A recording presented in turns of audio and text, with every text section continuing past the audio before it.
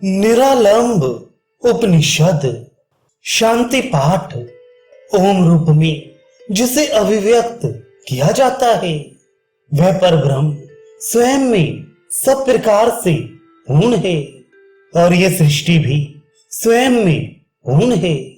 उस पूर्ण तत्व में से इस पूर्ण विश्व की उत्पत्ति हुई है। उस पूर्ण में से यह पूर्ण निकाल लेने पर भी विशेष भी पूर्ण ही रहता है। आदि दैविक, आदि भौतिक एवं आध्यात्मिक ताप संताप शांत हो। उपनिषद उस कल्याणकारी शिव गुरु सच्चित और आनंद की मूर्ति को नमस्कार है। उस निष्प्रपंच शांत आश्रय रहित तेज स्वरूप परमात्मा को नमन है जो निरालंब परमात्म तत्व का आश्रय ग्रहण करके सांसारिक आलंबन का परित्याग कर देता है। वह योगी और सन्यासी है। वही कैवल्य मोक्ष पद प्राप्त करता है। इस संसार के अज्ञानी जीवों के सभी कष्टों की शांति के निमित्त जो ज्ञान आवश्यक है उसकी आशंका करके उसके उत्तर के रूप में मैं यहां कहता हूं, पूछता हूं, ब्रह्म क्या है? ईश्वर कौन है? जीव कौन है? प्रकृति क्या है? परमात्मा कौन है? ब्रह्मा कौन है? विष्णु कौन है? रुद्र कौन है? इंद्र कौन है? यम कौन है? सूर्य कौन है? चंद्र कौन है? देवता कौन है? असुर कौन है? पिशाच कौन है? मनुष्य क्या है? स्त्रियां क्या है? पशु आदि क्या है? स्थावर अर्थात जड़ क्या है? ब्राह्मण आदि क्या है? जात क्या है? कर्म क्या है? अकर्म क्या है? ज्ञान और अज्ञान क्या है? सुख दुख क्या है? स्वर्ग नरक क्या है? बंधन और मुक्ति क्या है? उपासना करने योग्य कौन है? शिष्य कौन है? विद्वान कौन है? मूर्ख कौन है? असुरत्व क्या है? तप क्या है? परम पद किसे कहते हैं? ग्रहणीय और अग्रहणीय क्या है? सन्यासी कौन है? इस प्रकार शंका व्यक्त करके उन्होंने ब्रह्म आदि का स्वरूप विवेचित किया। उन्होंने कहा कि महत् तत्व अहम पृथ्वी आपः तेजस वायु और आकाश रूप बृहद ब्रह्मांड कोशवाला कर्म और ज्ञान के अर्थ से प्रतिभासित होने वाला अद्वितीय संपूर्ण नाम रूप आदि उपाधियों से रहित सर्वशक्ति संपन्न आद्यंतहीन शुद्ध शिव शांत निर्गुण और अनिर्वचनीय चैतन्य स्वरूप पर ब्रह्म कहलाता है। अब ईश्वर के स्वरूप का कथन करते हैं। यही ब्रह्म जो अपनी प्रकृति शक्ति के सहारे लोकों का सृजन करता है और अंतर्यामी स्वरूप से उनमें प्रविष्ट होकर ब्रह्मा विष्णु और महेश तथा बुद्धि और इंद्रियों को नियंत्रित करता है, तब उसे ईश्वर कहते हैं। जब इस चैतन्य स्वरूप ईश्वर को ब्रह्मा विष्णु रुद्र तथा इंद्र आदि नामों और रूपों के द्वारा देह का मिथ्याभिमान हो जाता है कि मैं स्थूल हूं, तब उसे जीव कहते हैं। ये चैतन्य सोहम स्वरूप में एक होने पर भी शरीरों की भिन्नता के कारण जीव अनेक विध बन जाता है। प्रकृति उसे कहते हैं जो ब्रह्म के सानिध्य से चित्र विचित्र संसार को रचने की शक्ति वाली तथा ब्रह्मा की बुद्धि रूपा शक्ति वाली है। देह आदि से परे रहने के कारण ब्रह्म को ही परमात्मा कहते हैं।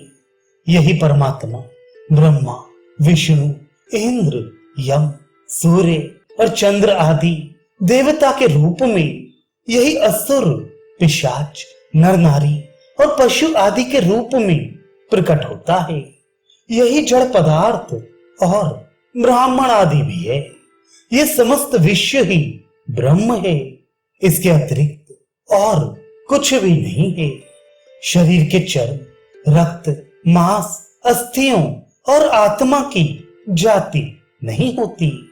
उसकी मानव, पशु पक्षी या ब्राह्मण, क्षत्रिय आदि जाति की परिकल्पना तो केवल व्यवहार के निमित्त की गई है। इंद्रियों द्वारा की जाने वाली क्रियाओं को कर्म कहते हैं। जिस क्रिया को मैं करता हूं, इस भावपूर्वक अध्यात्म निष्ठा से किया जाता है, वही कर्म है। कर्तापन और भोक्तापन के अहंकार के द्वारा फल की इच्छा से किए गए बंधन स्वरूप नित्य नैमित्तिक यज्ञ, व्रत, तप, दान आदि कर्म अकर्म कहलाते हैं। सृष्टि की सभी बदलने वाली वस्तुओं में एक ही अपरिवर्तनशील चैतन्य तत्व विद्यमान है, अन्य कुछ भी नहीं है। दृष्टा और दृश्य जो कुछ भी है, सब कुछ चैतन्य तत्व ही है। सबके अंदर ये चैतन्य तत्व ही विद्यमान रहने पर भी ऐसा प्रतीत होता है मानो वह घट, वस्त्र आदि रूप में ही परिवर्तित हो गया है। इसी साक्षात्कार की अनुभूति को ज्ञान कहते हैं।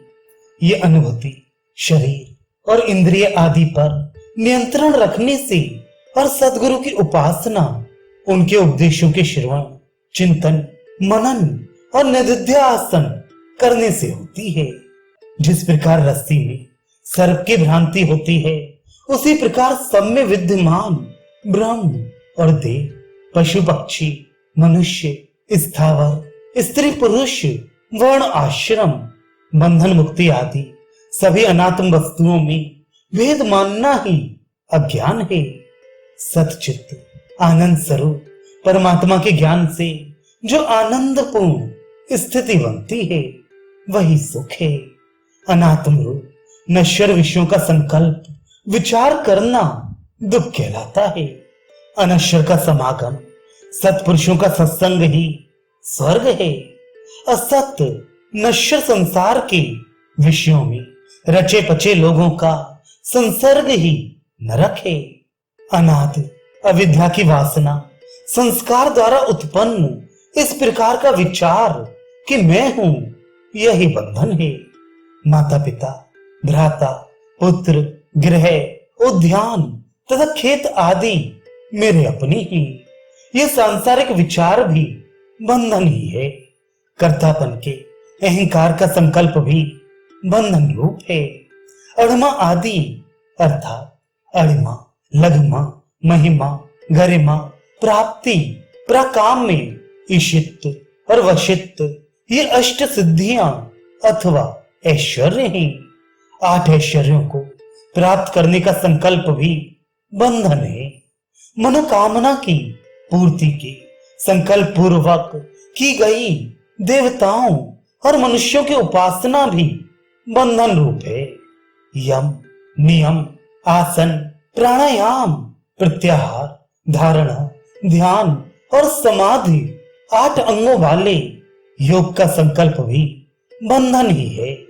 ब्राह्मण, क्षत्रिय, वैश्य और शूद्र वर्ण और ब्रह्मचर्य, गृहस्थ, वानप्रस्थ और संन्यास आश्रम धर्म कर्म के संकल्प भी बंधन स्वरूप हैं। आज्ञा, भय, संशय आदि आत्म गुणों के संकल्प भी बंधन है। यज्ञ, व्रत, तप और दान के विधि विधान तथा ज्ञान के संकल्प भी बंधन है। मोक्ष प्राप्ति का विचार करना भी बंधन रूप है। संकल्प मात्र से जो कुछ संभव है, वह सभी बंधन स्वरूप है। जब नित्य और अनित्य वस्तुओं के विषय में विचार करने से नश्वर संसार के सुख दुखात्मक सभी विषयों से ममता रूपी बंधन विनष्ट हो जाएं, उस स्थिति को मोक्ष कहते हैं। समस्त शरीरों में स्थित चैतन्य स्वरूप ब्रह्म को प्राप्त कराने वाला गुरु ही पास बैठने योग्य है। जिसके हृदय में विद्या द्वारा नष्ट हुए जगत के अवगाहन से उत्पन्न ब्रह्म रूप ज्ञान शेष रहे, वही शिष्य है। सबके अंतर में स्थित आत्म तत्व के विज्ञानमय स्वरूप को जानने वाला ही विद्वान है। कर्तापन आदि के भाव में आरूढ़ व्यक्ति ही मूर्ख है। जो ब्रह्मा, विष्णु, ईशान और इंद्र आदि देवों के ऐश्वर्य की कामना पूर्वक व्रत, जप, यज्ञ आदि में अंतरात्मा को तपाए तथा अति उग्र राग, द्वेष, हिंसा, दंभ आदि दुर्गुणों से युक्त होकर जो तप करे वह आसुरी तप कहलाता है। ब्रह्म सत्य है और जगत मिथ्या है। इस प्रकार के प्रत्यक्ष ज्ञान से ब्रह्मा आदि देवों के ऐश्वर्य प्राप्त करने के संकल्प बीज को जला डालना ही यथार्थ तप कहा जाता है।